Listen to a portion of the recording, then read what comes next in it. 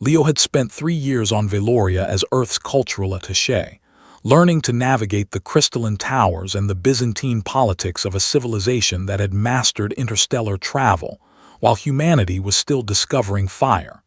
He'd learned their language, studied their customs, and maintained the careful diplomatic dance required of a representative from a species the Valorians considered quaint. He never expected to end up in the royal selection chamber, standing among the galaxy's elite while Queen Meraxis announced her daughter's choice of husband.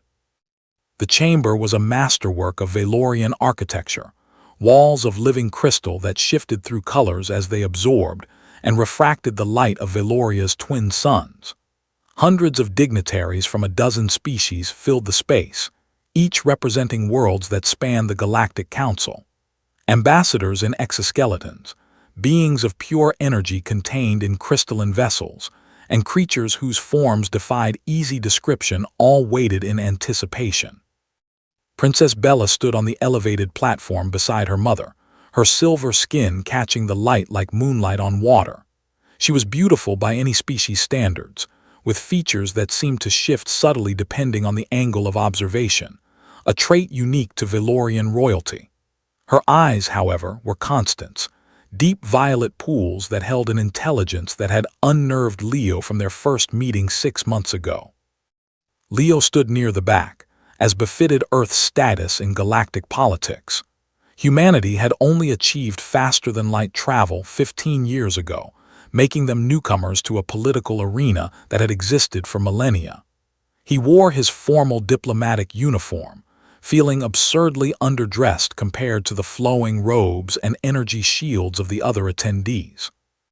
"The selection is an ancient tradition," Queen Meraxis's voice echoed through the chamber, translated instantly by the neural implant all diplomats carried. "My daughter has reached the age of choosing.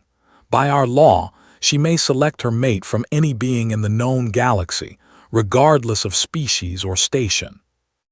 Leo had read about the selection. It was a display of soft power.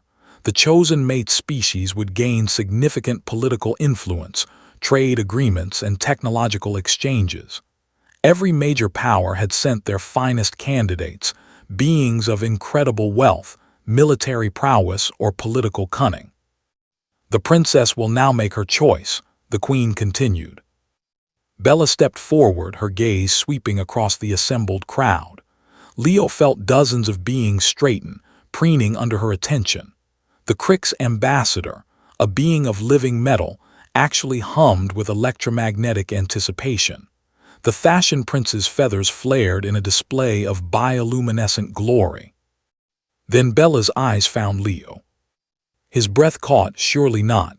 She was looking past him at someone behind him. Leo started to turn. "Him," Bella said, her voice clear and unwavering. Her hand rose, one slender finger pointing directly at Leo. "The human, Leo Santos, I choose him." The chamber fell into absolute silence. Everyone froze. Leo felt as if the gravity in the room had suddenly tripled. His mind raced, trying to understand. This had to be a mistake. Humans were barely a footnote in galactic politics. Earth had no resources the Valorians needed, no military might to offer, no technology they couldn't develop better themselves. The Queen's expression remained neutral, but Leo had spent enough time studying Valorian micro-expressions to see the slight tightening around her eyes, surprise, genuine and unplanned. "You are certain, daughter?" Queen Meraxis asked, her voice carefully controlled. "I am certain, mother." Bella descended from the platform, moving through the crowd with fluid grace. Beings stepped aside, creating a path. Leo couldn't move, couldn't think. She stopped directly in front of him, so close he could see his reflection in her violet eyes. "Why?" The word escaped Leo's lips before he could stop it. A hint of a smile touched Bella's lips. "Because you're the only one here who sees me as Bella, not as Princess Bella. You're the only one who argued with me about xenobiology last month. The only one who beat me at quantum chess and didn't let me win. The only one who treats me like an equal rather than a prize to be won." Leo's mind flashed back to their encounters over the past months. He'd thought they were simply intellectual exchanges between fellow scholars. Bella had a voracious appetite for Earth's history, its arts, its seemingly contradictory nature. She'd been particularly fascinated by humanity's tendency to overcome impossible odds through what Leo had jokingly called stubborn ingenuity. "Your Highness," the Crick's ambassador's voice rang out metallic and sharp. "Surely you cannot be serious. The humans are primitives. They have nothing to offer Valoria." "On the contrary," Bella said, not taking her eyes off Leo. "They have something unique in the galaxy, a perspective born from surviving when they had no right to. Every other species here achieved greatness through natural advantages. The Cricks had their quantum processors. The Thasians had biological immortality. The Zenthari had telepathy. Humans had nothing but their ability to adapt and persist." She turned to address the room, her voice carrying to every corner. "I've studied Earth's history.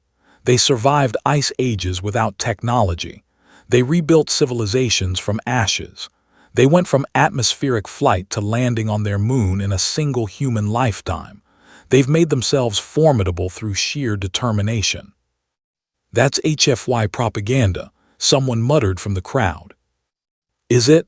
Bella challenged. "Name another species that has fought wars on 3 fronts simultaneously and won. Name another species that has come back from planetary near-extinction events 5 times in recorded history. Name another species that achieved faster-than-light travel despite starting with inferior technology and no guidance from the Council." Leo felt heat rising to his face. He wasn't used to hearing humanity defended so eloquently, especially by an alien princess. Queen Meraxis stepped down from the platform. "The selection is binding, but the human may refuse. Leo Santos of Earth, do you accept my daughter's choice?" Every eye in the chamber fixed on Leo. He could feel the weight of expectation, the political ramifications cascading through his mind. If he accepted, Earth would gain unprecedented access to Valorian technology and influence. If he refused, he might insult one of humanity's few allies in the galaxy. But beyond the politics, beyond the strategy, he looked at Bella, really looked at her. He saw the slight tension in her shoulders, the way her hands were clasped too tightly. She was nervous.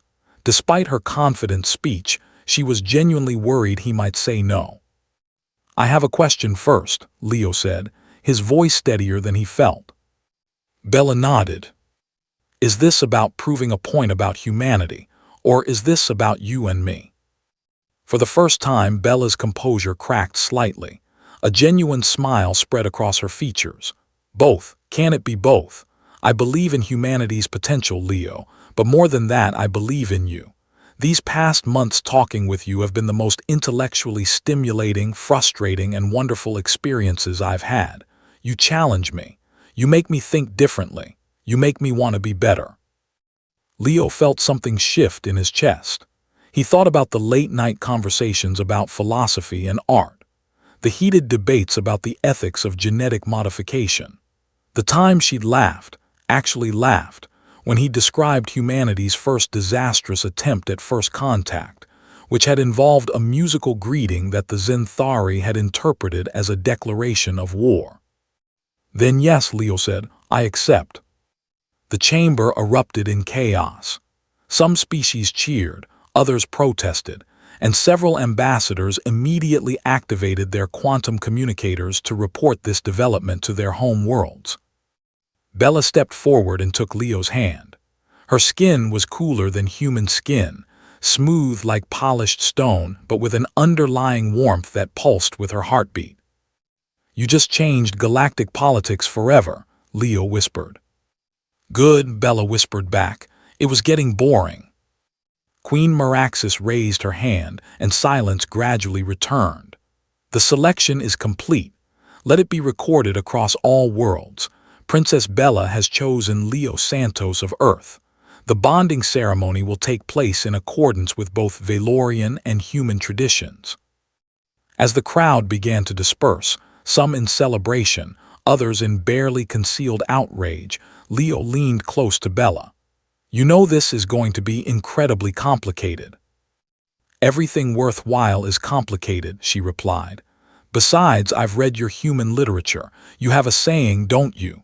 Fortune favors the bold. We do, Leo admitted. We also have another saying, what have I got myself into? Bella laughed, a sound like crystal chimes in a gentle wind. I suppose we'll find out together.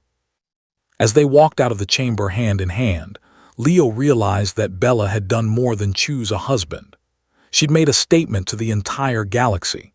Humanity, despite being newcomers, despite lacking the natural advantages of other species, had something valuable to offer.